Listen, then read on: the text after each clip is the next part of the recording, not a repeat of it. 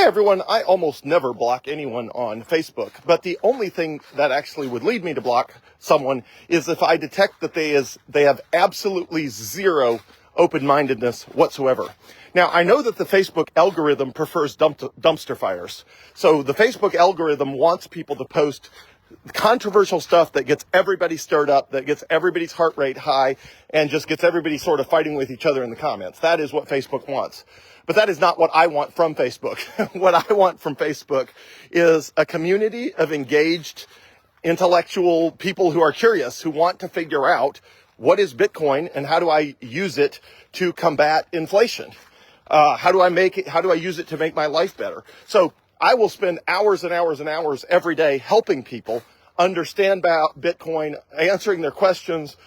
People are constantly messaging me with questions about Bitcoin, or what about this, or what about that, or have I thought about this? And in most cases, I've already done a video about whatever their question is, so I just send them a link to the video I've already done. I will spend hours and hours and hours doing that, but I have zero patience for people who are closed-minded that want to stir the pot.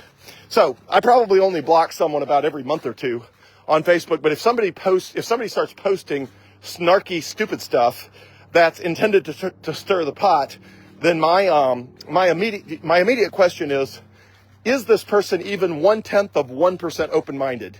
Like, is there any possibility that I can have a productive conversation with this person, or are they so closed-minded that anything I respond to is going to be a complete waste of my time and their time? Now, obviously, they posted it because they want to waste their time, but my time's too valuable to waste on people who want to waste my time, so I don't do that. So anyway, so if somebody makes a post about something where I can tell that it's like they have no interest in learning more, they are completely closed-minded, and the example I've given before was this guy named Jim, the very first person I ever blocked on Facebook. He was constantly posting snarky stuff on my Facebook comments. And so I reached out to him, privately on Facebook Messenger, and he lives in central Mississippi, and I offered to take him to lunch, and I offered him $100 of free Bitcoin, and, I told him it was no expense to him, and I'd love to, have a conversation with him. And he kept saying, no, I don't have any interest. I don't want to learn at all. But then he wouldn't stop posting. Like, every time I'd post, he'd have some snarky, comment that indicated his pure ignorance. And then I'd reach out to him and say, finally, by the end, I think it was $300. Finally, I reached out to him and was like, Jim, I will give you $300 of free Bitcoin and a free lunch.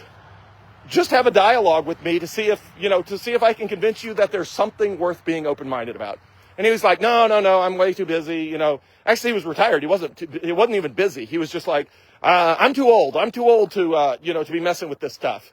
It's like, well, clearly he's not too old to be posting constantly on my Facebook page. So anyway, so he kept making excuses that he was too old and he couldn't, I don't know. He wasn't even old,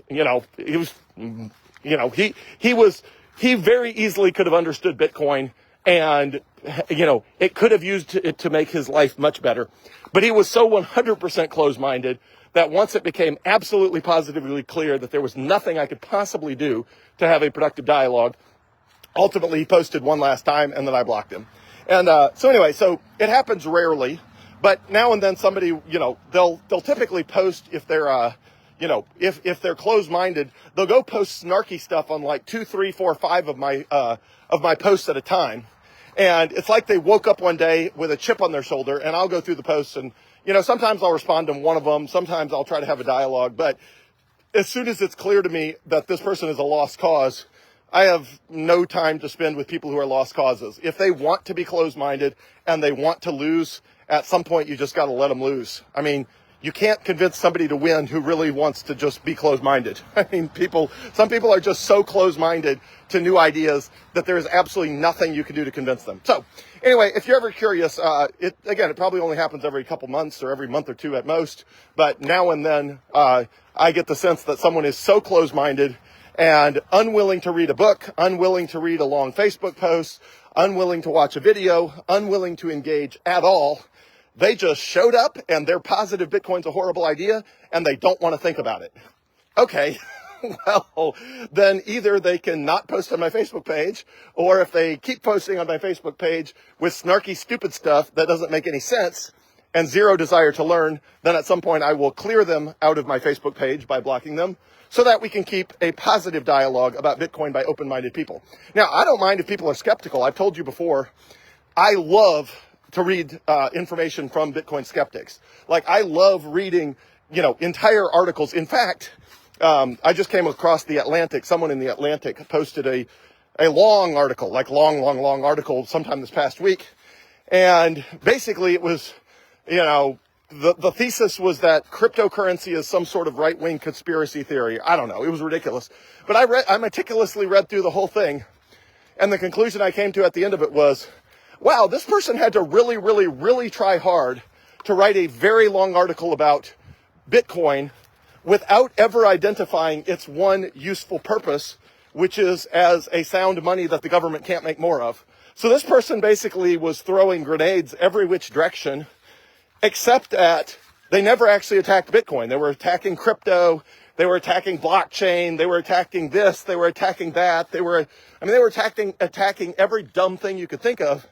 But never once did they identify the one thing that gives Bitcoin value, which is it's a scarce new form of digital money. Like, that's a whole purpose. So they're going on about NFTs. They're going on about stupid stuff. And never once in this article did they even mention Bitcoin's primary value proposition or attempt to engage on that at all. They just wanted to rant. So if somebody wants to have a dialogue, if they are even 0.1% open-minded, I'll have a dialogue about Bitcoin with anybody, about anything, including skeptics. I love discussing Bitcoin with skeptics that are just positive. It's a scam, and it's a Ponzi scheme, and it's a this, and it's a that, it's a bubble. And it's like, great, let's have a dialogue. I'll send you the entire presentation I did about why Bitcoin's not a bubble. Let's talk about it. But if somebody is so closed-minded, they literally, their brain cannot process one iota of open-mindedness, then at some point I'm like, nope, my Facebook page is not going to be a dumpster fire. It's going to be a productive dialogue by curious people who want to make their lives better, because that is who Bitcoin is open to. Bitcoin will make a bunch of closed-minded people very poor, which I think will actually make the world a better place. I think the more closed-minded people that don't climb on the Bitcoin bandwagon, well, great. That means the open-minded people have more financial resources and the closed-minded people have less, which I'm okay with, because the world should, the way the world rewards open entrepreneurship, the world should also reward open-mindedness. And if somebody, decided back in the 1990s that the internet was a fad and they were never going to touch it, well, they might become poorer if they completely ignore the internet and they spend all their time criticizing the internet while everybody else is using it. Well, their life is not going to be as good as people who understood the power of the internet and started using it earlier.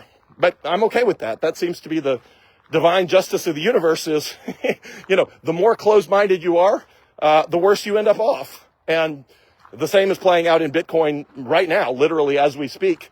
There are closed-minded people writing articles against Bitcoin with no desire to understand it or to engage it. And they will get poorer over time, where the curious will get, will become wealthier. And as the curious and open-minded have a solution for inflation, the closed-minded and the not curious don't.